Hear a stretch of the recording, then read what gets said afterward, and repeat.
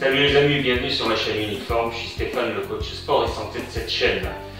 Une petite vidéo sur quels étirements à faire après le retour d'un jogging, d'un footing.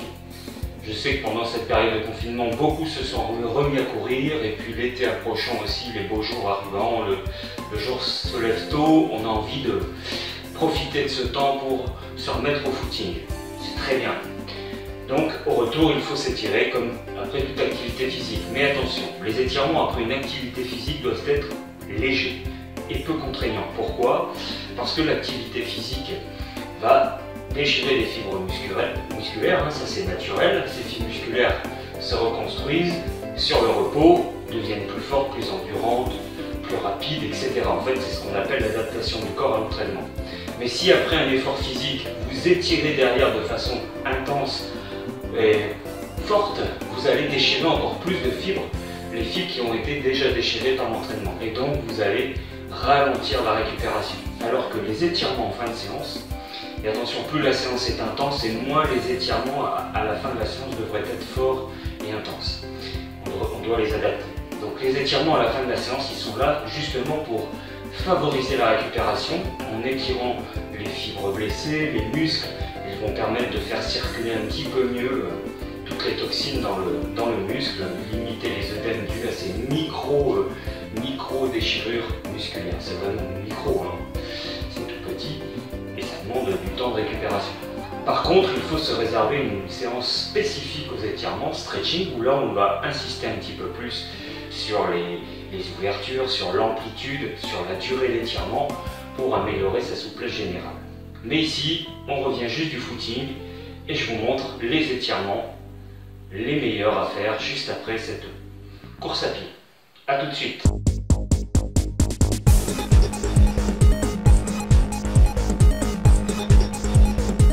Le premier qui va permettre de détasser la colonne vertébrale qui a subi beaucoup d'impact avec la course à pied, même si vos chaussures sont très amortissantes et si le terrain est immeuble.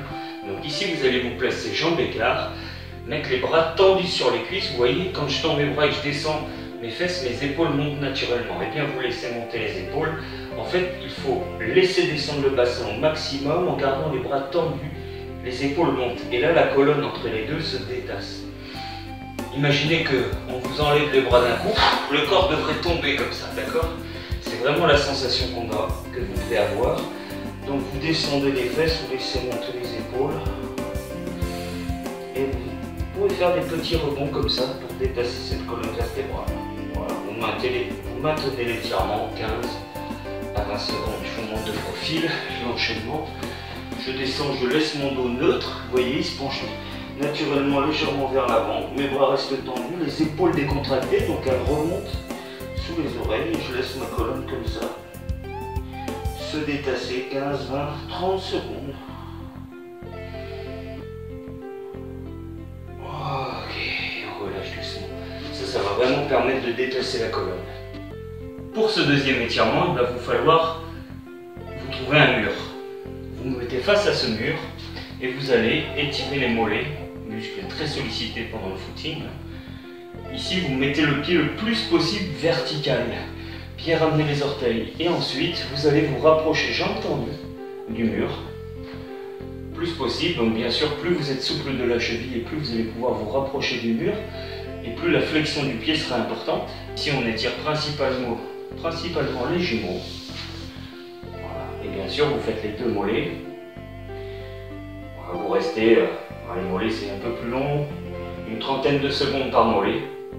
L'avantage de cet étirement, c'est qu'en plus d'étirer le mollet, il assouplit la cheville et il étire aussi le tendon d'Achille, qui est rattaché aux jumeaux justement. Donc c'est intéressant d'étirer les tendons. Les tendons, comme les muscles, s'étirent. Les exercices suivants se passeront au sol. Essayez de trouver un sol mou, meuble, une zone de prairie ou alors chez vous un tapis mou pour protéger vos genoux. Premier étirement, on va étirer un muscle fléchisseur de hanche, le psoas-iliaque, très sollicité quand on court parce que les genoux, on lève les genoux à chaque foulée et donc ces muscles-là sont très sollicités. C'est tout simple, vous avancez un pied le plus loin possible, vous reculez le genou de la jambe que vous allez étirer loin derrière vous le dessus du pied en contact avec le sol, le corps bien de face. Et on vient se mettre en léger étirement. Ça doit tirer un petit peu devant la cuisse et ça peut tirer également un petit peu l'arrière de la cuisse ici. Vous mettez vos deux mains sur le genou fléchi et vous allez faire à votre genou des cercles relativement doucement souples. Voilà, dans un sens, toujours dans le même. Et vous laissez comme ça votre hanche ici, votre psoas iliaque s'étirer. Pensez à souffler quand vous avancez le genou. Gardez le dos le plus droit possible. Voilà. Et vous faites ce petit mouvement de stretching. C'est un stretching dynamique, mais en mouvement. Vous le faites pendant 15 à 30 secondes. Allez-y doucement. L'idée, c'est vraiment de relâcher le muscle. Donc on ne le choque pas. Et bien sûr, vous faites la même chose de l'autre côté. Quatrième exercice, de la posture de l'étirement que vous venez de faire tout à l'heure, le psoas. Il suffit simplement de reculer la position, votre pied avant restant sur place. Vous allez relever les orteils, tendre la jambe du devant, bien face à votre jambe. Le dos doit rester neutre, c'est-à-dire on garde au maximum notre longueur. Et je viens, si je peux, poser les mains au sol. Si cela engage le fait d'arrondir le dos, posez les mains sur le haut de la cuisse, jamais sur le genou, jamais sur le genou, sur le haut de la cuisse. Et essayez de garder ce dos creux, ce bas du dos plat et creux. Voilà, l'idée c'est d'allonger toute la chaîne ici postérieure, les ischio-jambiers, la chaîne arrière de la cuisse.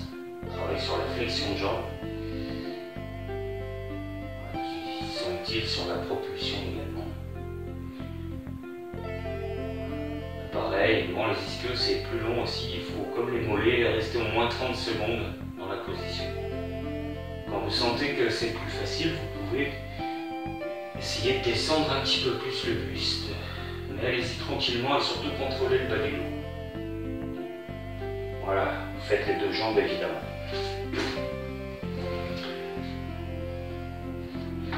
Exercice suivant, de la posture.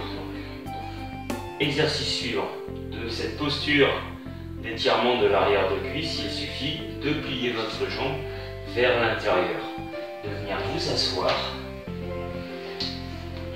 L'autre jambe se replie derrière. Vous formez un angle droit avec le genou avant. Et vous venez simplement amener la poitrine, pas la tête, la poitrine, sur le tibia. Pas le genou, le tibia. On essaie d'amener la poitrine sur le tibia. Pareil, allez-y tranquillement.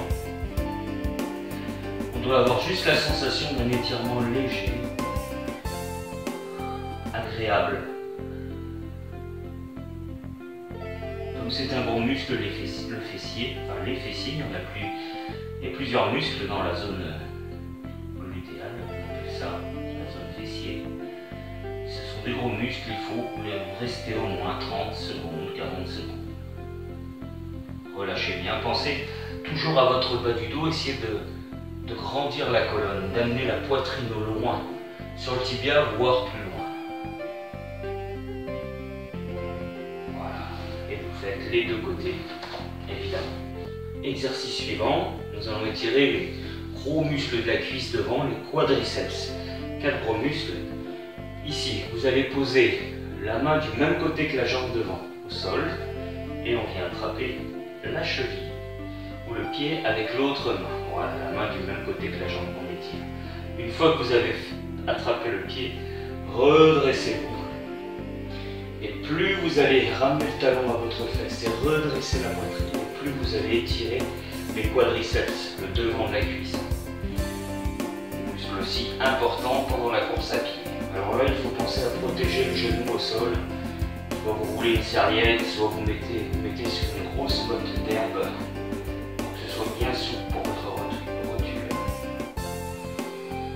30 à 40 secondes pour les deux cuisses aussi. Pensez toujours à respirer. L'oxygène, la respiration va également nettoyer votre muscle des toxines accumulées par l'effort physique. Et enfin, le dernier étirement pour l'intérieur des cuisses, 5 muscles adducteurs. Et bien c'est simple, hein, vous allez vous asseoir, jambes écart, chacun suivant son niveau, si c'est nécessaire pour vous plier, de laisser les genoux fléchis. Laissez vos genoux fléchis.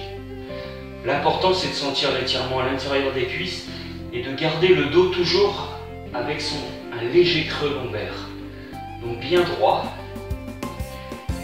Et vous laissez le corps s'avancer suivant chacun, suivant vos possibilités. L'idée n'est pas de poser la tête au sol, l'idée ce serait plutôt de poser le ventre au loin. Pour garder ce dos bien plat, bien long. Gardez les pieds flex, c'est-à-dire orteils vers le haut, et tournez vers le ciel. Ne ramenez pas vos pieds vers l'intérieur, comme ça, bien tournez vers le ciel. Et bien sûr, votre option de genou fléchi est toujours une option à prendre si c'est obligatoire pour vous pour l'instant. Et vous restez dans la position 30 à 40 secondes. Ça, il n'y a pas besoin de faire les deux côtés s'étirent en même temps. Les 5 muscles de chaque côté adducteur s'étirent en même temps.